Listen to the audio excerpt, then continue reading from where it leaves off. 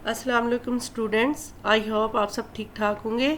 Student, आज हमने lab 1 की थर्ड वीडियो देखनी है कि इसके अंदर हमने क्या करना है। हमने इसमें लैब 1 की एक्सरसाइज करनी है।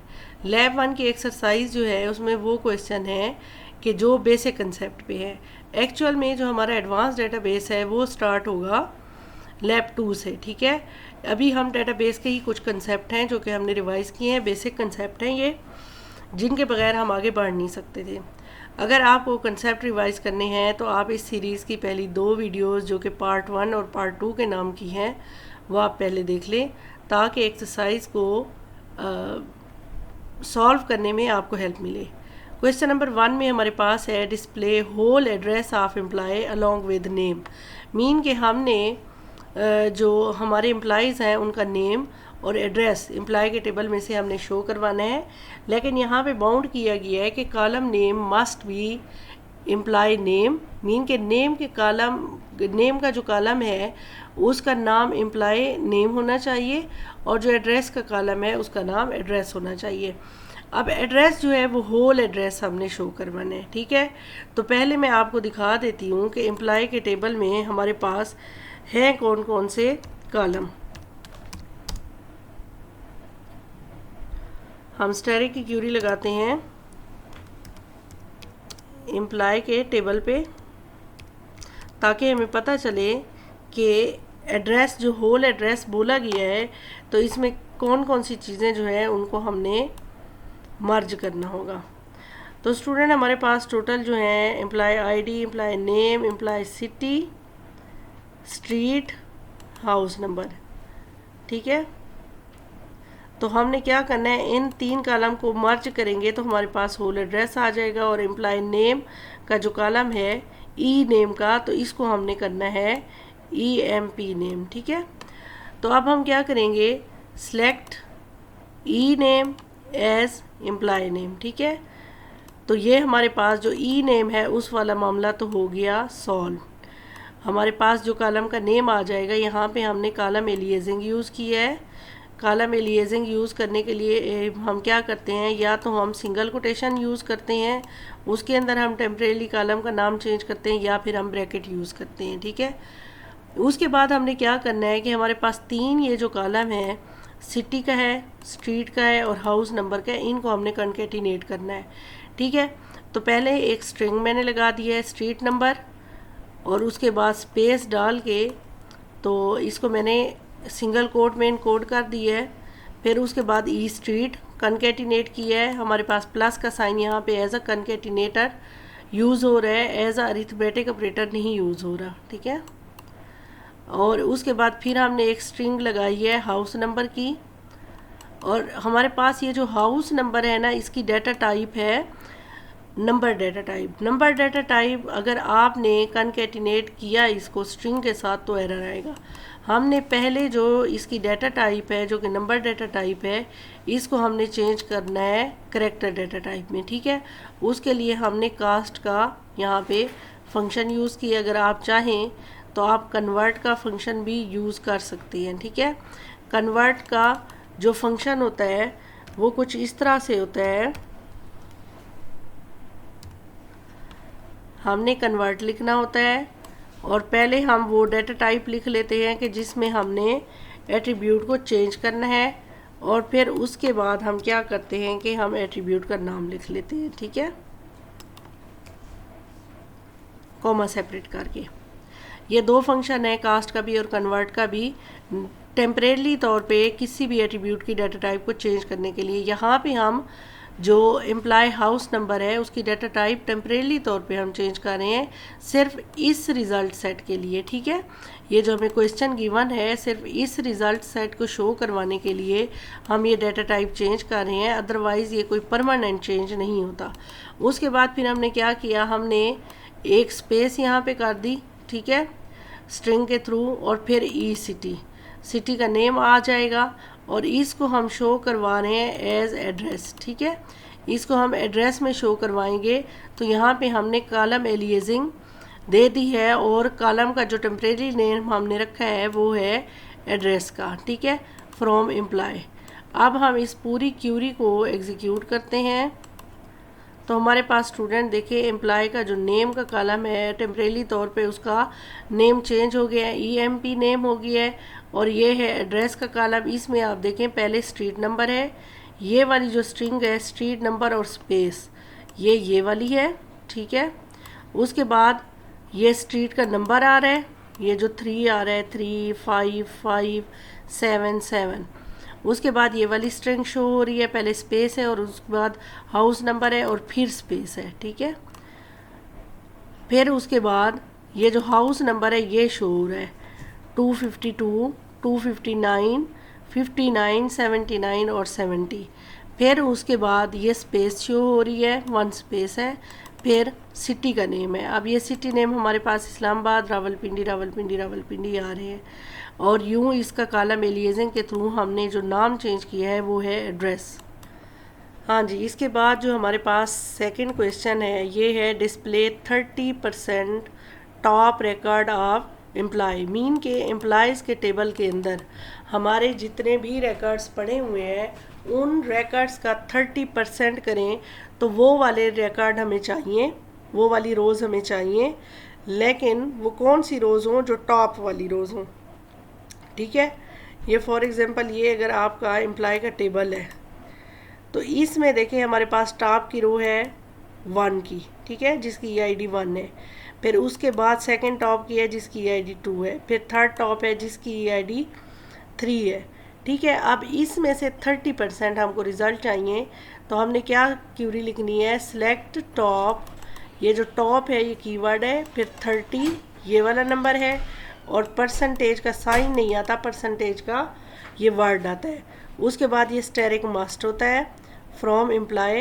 ये मैंने एक अच्छे तरीके से आप लोगों को जो हमारी डेटाबेस की लैब्स हैं, एडवांस डेटाबेस की नहीं, डेटाबेस की लैब्स जो है उसकी प्ले लिस्ट में बड़े अच्छे से ये सारी एग्जाम्पल के साथ मैंने करवाया हुआ है कि परसेंटेज के साथ और फिर या फिर नंबर के साथ ये जो टॉप का सिंटैक्स है किस तरह से यूज़ किया जाता है। और इस वीडियो के डिस्क्रिप्शन में मैंने वो सारी वीडियोस के लिंक डाल देने हैं, तो आप यहाँ से हेल्प ले सकते हैं। इसको एग्जीक्यूट करेंगे तो जी हमारे 30% टॉप रिज़ल्ट ओनली 2 हैं, अली और आमिर का। नेक्स्ट देखें हमारे पास क्वेश्चन है display name of all those employees whose address is house number 44 street number 25 and Rawalpindi, ठीक है। मीन के हमने क्या लेना है, यहाँ से कंपेयर करना है हाउस नंबर को इक्वल टू 44 के और स्ट्रीट नंबर को इक्वल टू 25 के और सिटी को रावलपिंडी के, ठीक है। हाँ जी, तो अब हम क्यूरी लिखेंगे सिलेक्ट ई नेम डिस्प्ले, हमने जस्ट नेम करवाना है, ठीक है। Employee name from employ where E street is equal to 25 and E house number is equal to 44 and E city is equal to Rawalpindi. अब इस ये जो एंड यूज़ हुआ है तो इसका मतलब ये है कि ये तीनों कंडीशन ट्रू होना ज़रूरी है। लाइक स्ट्रीट नंबर मस्ट 25 होनी चाहिए, हाउस नंबर मस्ट 44 होना चाहिए और सिटी हमारे पास मस्ट होनी चाहिए रावलपिंडी। तो फिर इस तरह से हम इस वाले क्वेश्चन का आंसर कर रहे हैं। अगर यहाँ पे इस तरह से होता कि हाउस नंबर 44 हो एंड स्ट्रीट नंबर 25 हो और सिटी रावलपिंडी हो सकती है, तो फिर हम सिटी के लिए क्या करते और का वर्ड यूज़ करते। नेक्स्ट हमारे पास देखिए क्वेश्चन है display data of employees who live in Islamabad और रावलपिंडी और कराची और लाहौर, ठीक है। अब देखें नेक्स्ट बाउंड किया गया है डू नॉट यूज़ और कीवर्ड। जब हमारे पास बहुत ही ज़्यादा मल्टीपल और आ जाएं तो फिर वहाँ पे हम इनका सिंटैक्स यूज़ करते हैं, क्योंकि अगर इस तरह से हम इसकी क्यूरी लिखें और के साथ तो बहुत ही लंबी हो जाएगी। लाइक हमें लिखना पड़ेगा select asterisk from employees where city is equal to ISB और city is equal to Rawalpindi और city is equal to Karachi और city is equal to Lahore. तो इस सिंटैक्स को छोटा करने के लिए हम क्या करते हैं, इनका कीवर्ड यूज़ करते हैं और वो सारी स्ट्रिंग जो हमें और में गिवन होती है वो हम इस तरह से ब्रैकेट में शो करवा देते हैं। नेक्स्ट हमारे पास क्वेश्चन है क्वेश्चन नंबर 5। क्वेश्चन नंबर 5 की रिक्वायरमेंट है हमारे पास display those employees whose age is more than 18 and less than 33। ठीक है, और यहाँ पे बाउंड किया गया है do not use relational operator greater than और लेस देन। जब इस तरह से हमें बाउंड किया जाता है कि ये वाले ऑपरेटर हमने यूज़ नहीं करने, तो फिर हमने बिटवीन यूज़ करना होता है। ठीक है, बिटवीन हम कब यूज़ करते हैं? बिटवीन हम तब यूज़ करते हैं जब हमारे पास दो न्यूमेरिकल कोई रेंज वैल्यूज़ गिवन होती हैं। अब यहाँ पे देखें एज जो है वो लेस देन होनी चाहिए 33 के और ग्रेटर देन होनी चाहिए 18 के। मीन के एज की जो हमें रेंज गिवन है वो 19 टू 32 है। ठीक है, अब इसके लिए अगर हमने एंड की कंडीशन लगानी हमने स्टार्ट की तो ये बहुत ही लंबा हो जाएगा, और हमने इसके लिए हमें बाउंड कर दिया गया ग्रेटर देन और लेस देन का भी साइन यूज़ नहीं करना।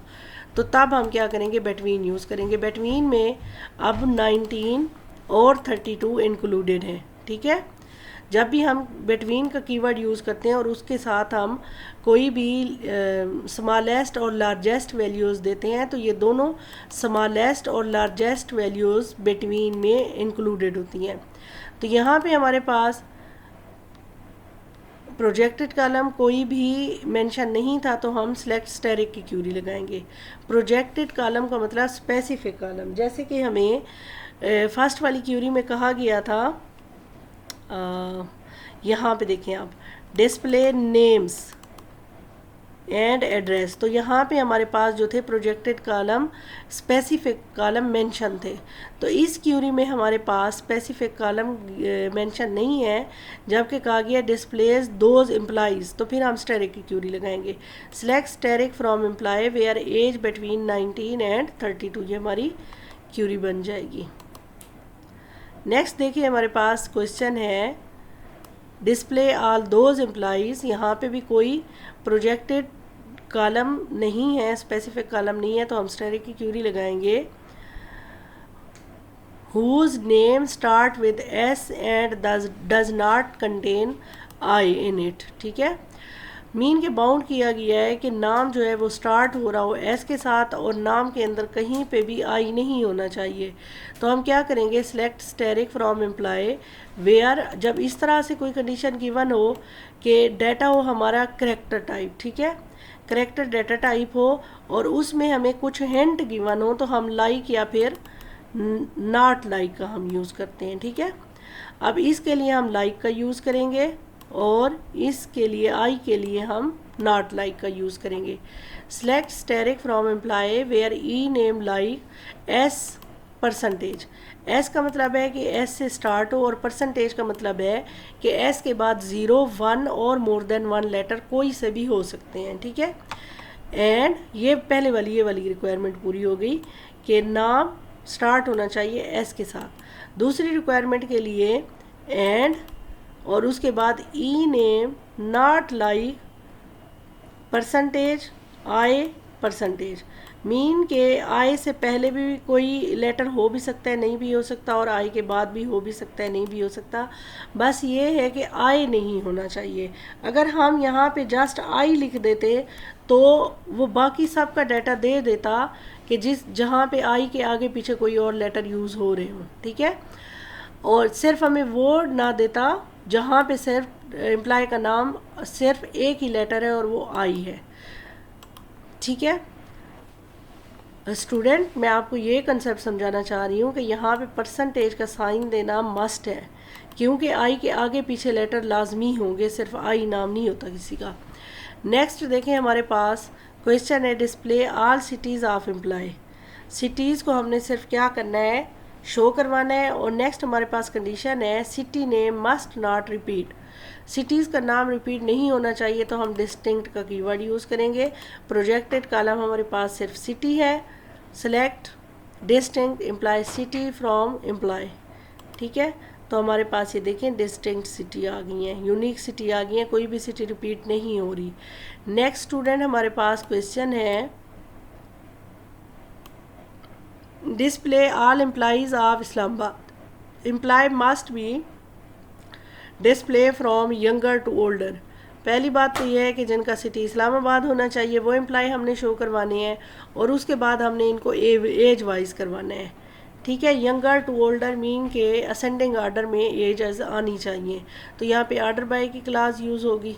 ठीक है, और select asterisk from employ where city is equal to Islamabad order by age. अब आर्डर बाय एज का मतलब ये है कि बाय डिफ़ॉल्ट जो आर्डर बाय की क्लास होती है वो असेंडिंग होती है। अगर हमें यहाँ पे क्वेश्चन कुछ इस तरह से गिवन होता, फ्रॉम ओल्डर टू यंगर होता, तो फिर हम क्या करते कि एज के बाद डिसेंडिंग आर्डर, डिसेंडिंग का कीवर्ड लिखते। पहले मैं आपको इसका रिज़ल्ट शो करवाती हूँ। तो यहाँ पे देखें, जो अली है वो उनकी एज है 33 और आमिर की एज है 39, तो मीन के पहले यंगर है फिर ओल्डर है। अब अगर क्वेश्चन में हमारे पास होता कि ओल्डर टू यंगर की तरफ जाएं, तो हमने क्या करना था, सिंपल यहाँ पे डिसेंडिंग का हमने कीवर्ड लिख देना था, और फिर हमारे पास अब रिज़ल्ट देखें तो ओल्डर पहले हैं और यंगर हमारे पास बाद में है। नेक्स्ट देखें, हमारे पास स्टूडेंट एक क्यूरी है, display name of employee and total salary of employees. हमने क्या करना है कि स्टूडेंट जो हमारे एम्प्लॉयज़ हैं उनके नेम और उनकी सैलरी को रिप्रेजेंट करना है। लेकिन यहाँ पे टोटल सैलरी क्यों कहा गया, क्योंकि अगर हम देखें तो हमारे पास एम्प्लॉय के टेबल में सैलरी भी है और इसके साथ बोनस भी है। ठीक है, ये दोनों मिला के तो टोटल सैलरी बनती है। अब क्या क्यूरी इसके ऊपर लगेगी, select employee name comma employee salary plus employee bonus as total salary from employee. ठीक है, तो यहाँ पे अब इनका जो है salary salary plus bonus plus करके आ गया हमारे पास। ठीक है, नेक्स्ट देखिए, हमारे पास एक क्वेश्चन है, display total number of employee. Simple हमने क्या करना है, काउंट का एग्रीगेट फंक्शन यूज़ करना है।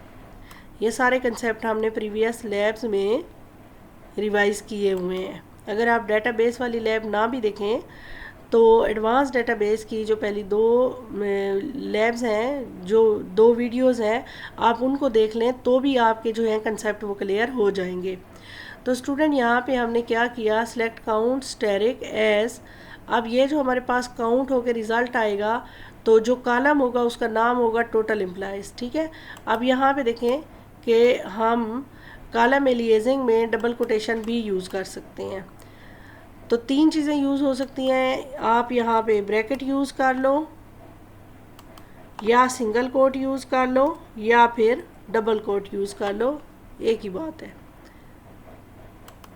क्यूरी एग्जीक्यूट करते हैं तो हमारे पास ये टोटल जो है 5 है, टोटल एम्प्लॉयज़ जो हैं 5 है। काउंट की क्यूरी क्या करती है कि टेबल के जितने रिकॉर्ड हैं उनको रोज़ को प्लस करके नंबर दे देती है। ठीक है, नेक्स्ट देखिए, हमारे पास display total number of employees working in each department.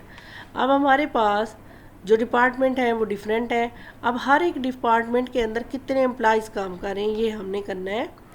तो इसके लिए हम क्यूरी लगाएंगे, select employee department count asterisk as number of employees. अब ये काउंट स्टेरिक हमने किस पे लगाया है, ये हमने लगाया है ग्रुप बाय डिपार्टमेंट पे। ठीक है, हमने हर एक डिपार्टमेंट के जो नंबर ऑफ़ एम्प्लॉयज़ हैं वो रिटर्न करने हैं। तो इसके लिए हमने ये क्लास लगाई है ग्रुप बाय डिपार्टमेंट। अच्छा देखें स्टूडेंट, हमने जब डिस्टिंक्ट कोई वैल्यूज़ लेनी होती हैं, सिंपल क्यूरी जब हम लिखते हैं तो उसमें हम डिस्टिंक्ट का कीवर्ड लिख देते हैं, distinct E department from employ. लेकिन अगर किसी क्यूरी के अंदर कोई एग्रीगेट फंक्शन यूज़ हो रहे हों तो फिर वहाँ पे हम डिस्टिंक्ट नहीं यूज़ कर सकते, उसकी जगह पे हम ग्रुप बाय की क्लास यूज़ करते हैं। ठीक है, अब ये ग्रुप बाय की क्लास क्या करेगी, ये हमें डिस्टिंक्ट डिपार्टमेंट देगी। अब हर एक डिस्टिंक्ट डिपार्टमेंट के अंदर जो एम्प्लॉयज़ काम कर रहे हैं तो वो काउंट होके as a number of employee आएंगे। तो इसको हम एग्जीक्यूट करते हैं क्यूरी को। तो यहाँ पे देखें, हमारे पास जो डिपार्टमेंट है एआई का है, सीएस का है, एससी का है। एआई में जो जितने वर्कर काम कर रहे हैं वो 1 है, सीएस में 2 हैं और एससी में 3 हैं। स्टूडेंट अब हमारी बारी आ रही है सब क्यूरीज़ की। मैंने जब एडवांस डेटाबेस पढ़ा था तो मुझे सबसे ज़्यादा टॉपिक लगा था सब क्यूरी का, क्योंकि इसमें लॉजिक बनानी थोड़ी क्रिटिकल हो जाती है, ट्रिकी हो जाती है। ठीक है, आपको क्वेश्चन समझ आना ज़रूरी होता है। अगर आपको क्वेश्चन समझ में ना आया तो फिर सब क्यूरी लगाना बहुत मुश्किल हो जाता है। तो स्टूडेंट यहाँ पे हमारे पास क्वेश्चन है, display total expenditure of company. Company के टोटल अखराजात जो है वो हमने क्या करने हैं कि डिस्प्ले करवाने हैं। आगे क्वेश्चन में ही एक्सप्लेनेशन है कि जो टोटल एक्सपेंडिचर ऑफ कंपनी है वो है बेसिक सैलरी, ठीक है, और plus bonus plus project bonus. ठीक है, तो अब हमने क्या करना है कि देखो प्रोजेक्ट का जो बोनस है वो तो पड़ा हुआ है प्रोजेक्ट में, मैं आपको दिखा भी देती हूँ। आप देखिए, सिलेक्ट की क्यूरी हम लगाते हैं एम्प्लॉय के टेबल में भी और प्रोजेक्ट के टेबल में भी, ताकि आपको पता चले कि ये जो कॉलम है ये कहाँ कहाँ से आ रहे हैं।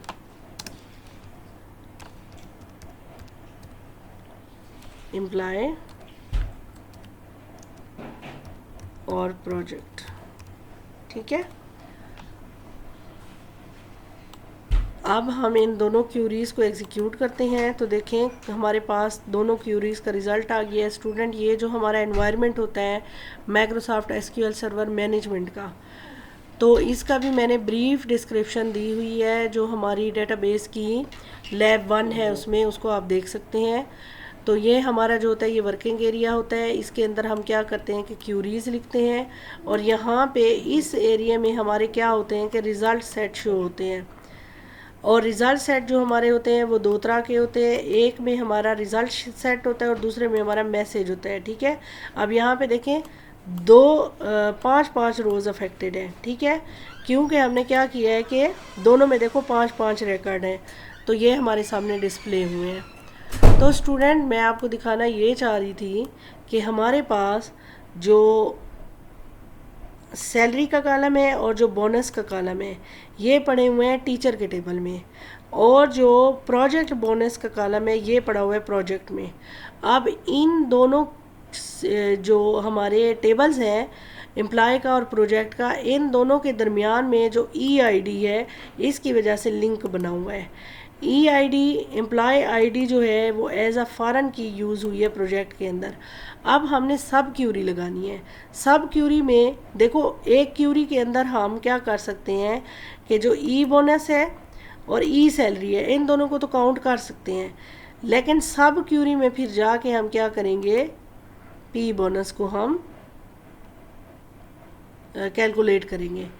तो टोटल हमारे पास देखें इसकी जो इसके अंदर देखें ई सैलरी, सम ई सैलरी, ये सम एग्रीगेट फंक्शन क्या करेगा, जितनी भी सैलरीज हैं एम्प्लॉय की उन सब का सम टोटल दे देगा।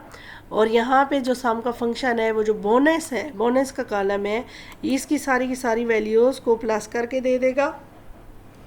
और नेक्स्ट हम क्या करें, सब क्यूरी लगा रहे हैं।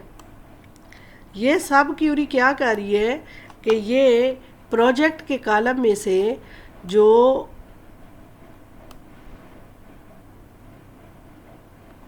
बोनस है इसको कैलकुलेट करके दे रही है। ठीक है,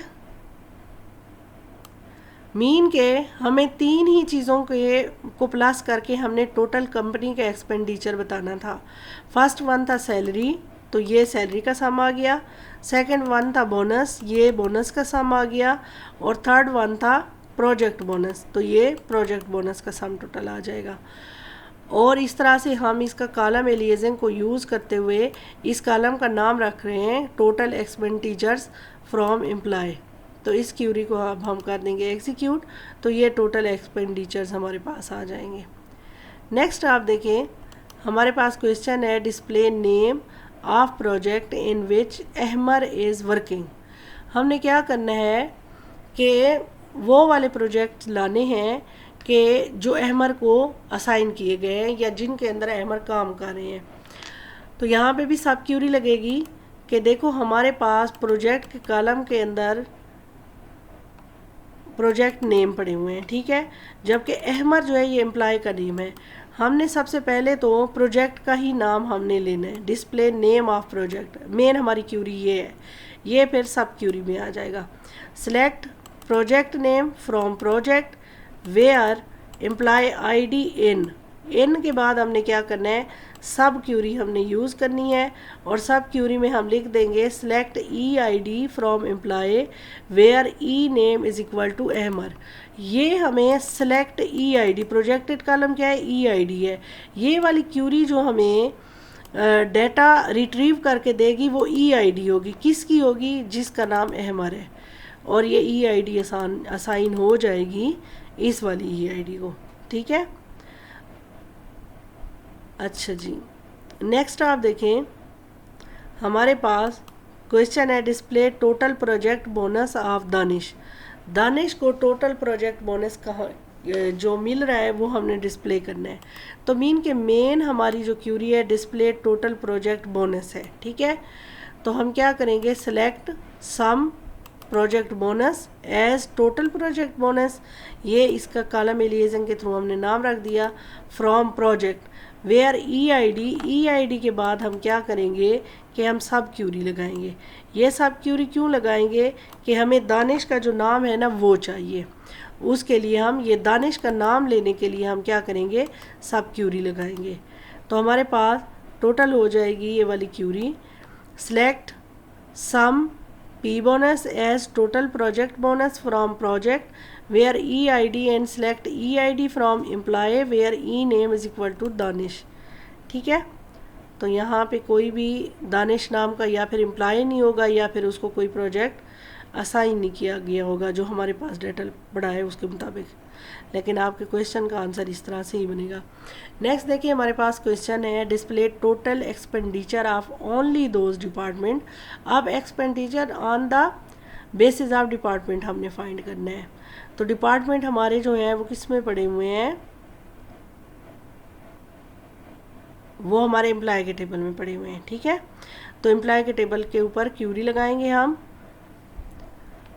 नेक्स्ट देखिए, हमारे पास जो इसमें है whose total expenditure are more than 1 million.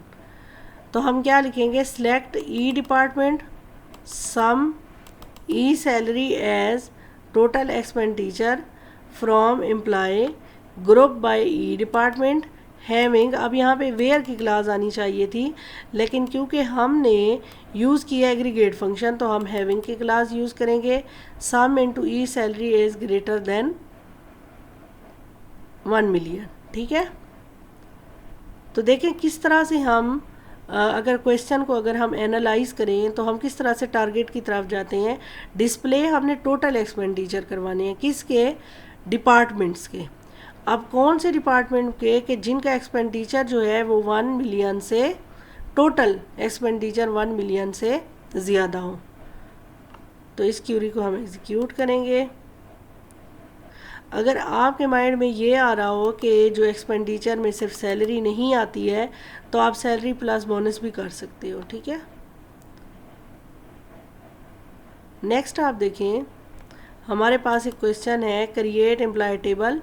हमारे पास ये जो क्वेश्चन है ये एक क्राइटेरिया हमें गिवन है, उसके मुताबिक हमने ये क्वेश्चन सॉल्व करना है।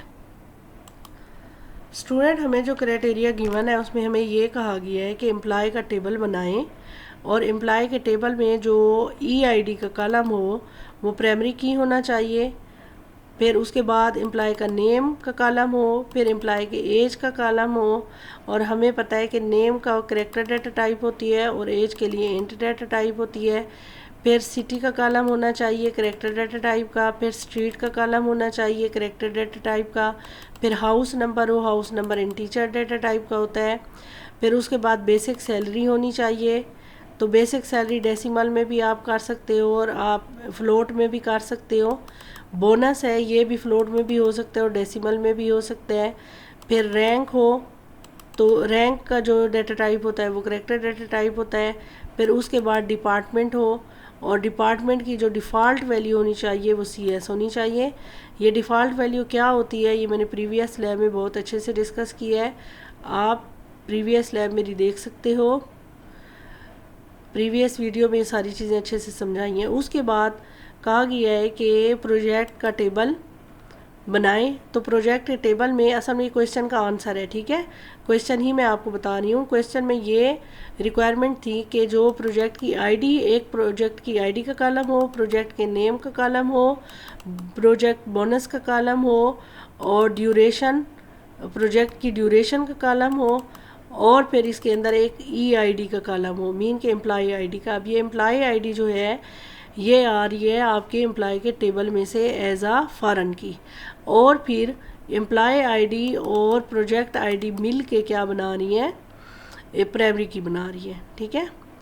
नेक्स्ट हमारे पास देखें क्वेश्चन है insert a record in employ table.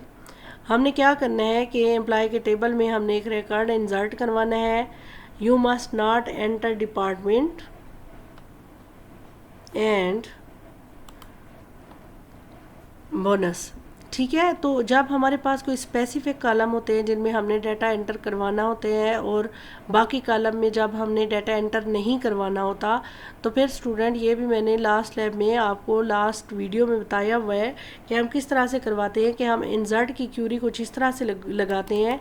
Insert का कीवर्ड होगा इनटू, फिर टेबल का नाम, फिर वो सारे कॉलम के नेम आएंगे कि जिनमें हमने डाटा इंसर्ट करवाना है।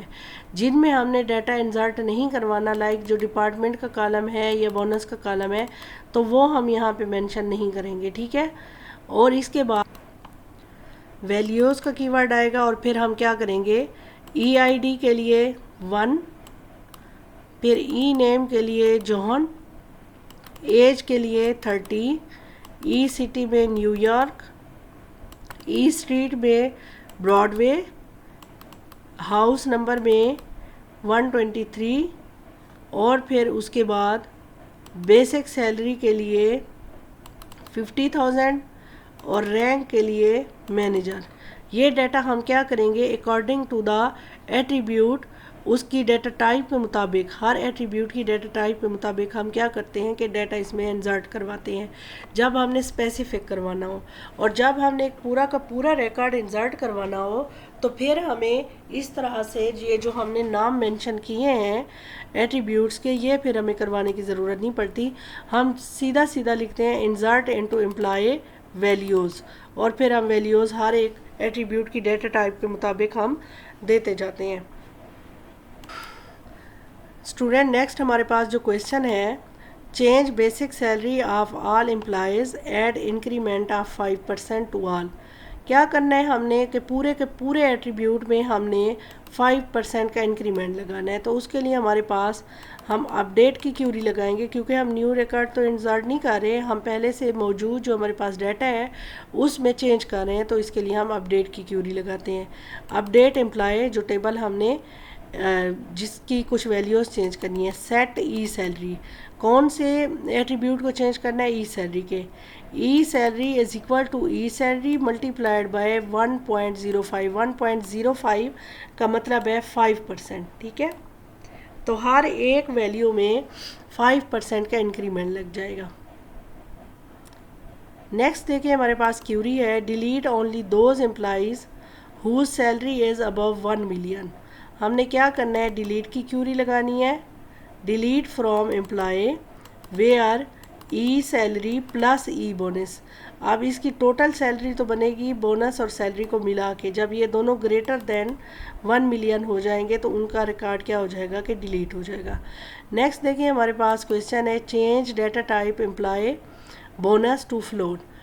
जब भी आपने किसी एट्रीब्यूट का डाटा टाइप चेंज करना हो, एट्रीब्यूट का नेम चेंज करना हो, एट्रीब्यूट के ऊपर कॉलम कोई कॉन्स्ट्रेंट लगाना हो, टेबल के अंदर न्यू एट्रीब्यूट आपने डालना हो, या फिर पुराने से मौजूद कोई एट्रीब्यूट डिलीट करना हो, तो उसके लिए आप अल्टर की क्यूरी लगाते हो।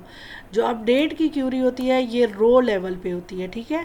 टेबल की ये जो रोज़ होती हैं इनके इस लेवल पे आपने डाटा को चेंज करना है, नया डाटा डालना है, पहले से मौजूद डाटा डिलीट करना है, तो आप अपडेट यूज़ करते हो। और अगर आप इस तरह से कॉलम की बेस पे आपने कोई भी चेंज करना है, न्यू कॉलम ऐड करना है, पहले से मौजूद कॉलम को डिलीट करना है, कॉलम का नेम चेंज करना है, नेम डाटा टाइप चेंज करनी है, या फिर कॉलम आपने डिलीट करना है, तो उसके लिए आप क्या करते हो कि अल्टर का कीवर्ड यूज़ करते हो। ठीक है, तो इस तरह से हमारा क्या होगा कि जो ई बोनस जो पहले से अगर इंटीजर डाटा टाइप का था तो उसकी डाटा टाइप अब फ्लोट हो जाएगी। नेक्स्ट हमारे पास क्वेश्चन है students, assume that you forgot to add primary key in employee table, write a code that add a primary key in employee table। देखें कि हमने अगर कोई भी टेबल बनाना होता है तो हमने उसमें किसी ना किसी एक कॉलम को प्राइमरी की ज़रूर बनाना होता है, और प्राइमरी की बनाने के लिए उस कॉलम के अंदर जो खसूसियात जो प्रॉपर्टीज़ होनी चाहिए वो ये है कि उसकी जो वैल्यूज़ हैं वो नॉन रिपीटिंग हो। अगर वैल्यूज़ रिपीट हो गई, यूनिक ना हुई, तो फिर हम उसको प्राइमरी की नहीं बना सकते। लाइक आप अगर एड्रेस वाले कॉलम को प्राइमरी की बनाएंगे तो देखें कि सिटी या एड्रेस वगैरह वो सेम हो सकता है एम्प्लॉइज़ का, और अगर CNIC को अगर हमें प्राइमरी की बनाए तो CNIC हर किसी का यूनिक होता है।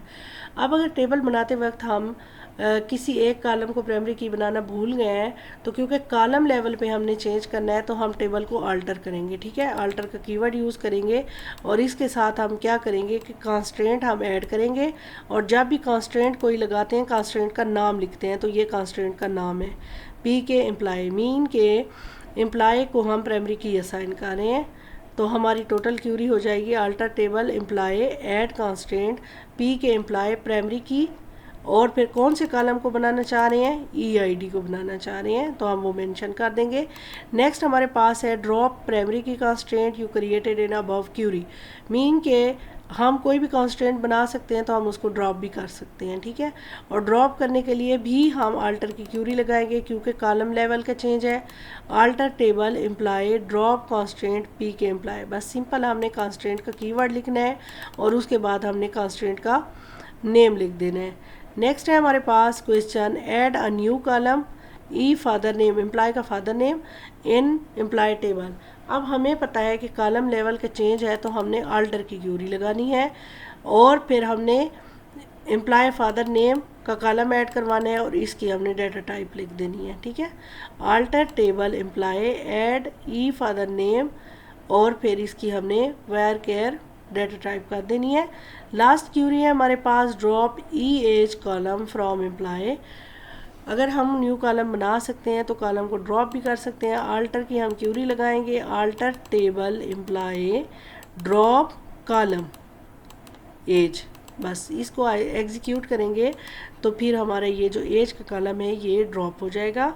स्टूडेंट, ये थी आपकी एक्सरसाइज, और इसी के ऊपर ही आपके टास्क होते हैं। फिर इस वीडियो को आपने ध्यान से देखना है और बार बार देखना है ताकि आपको क्वेश्चन को एनालाइज करना और फिर उसके बाद उसका सलूशन ढूंढना आ जाए। उम्मीद करती हूँ कि आपको सारे कंसेप्ट अच्छे से समझ आए होंगे। अगर फर्दर आपका कोई क्वेश्चन है तो आप कमेंट सेक्शन में पूछ सकते हैं। इंशाल्लाह बहुत जल्द लैब 2 की वीडियो के साथ आपके सामने हाजिर होंगी। तब तक के लिए अल्लाह हाफ़िज़, अपना बहुत ख्याल रखिएगा।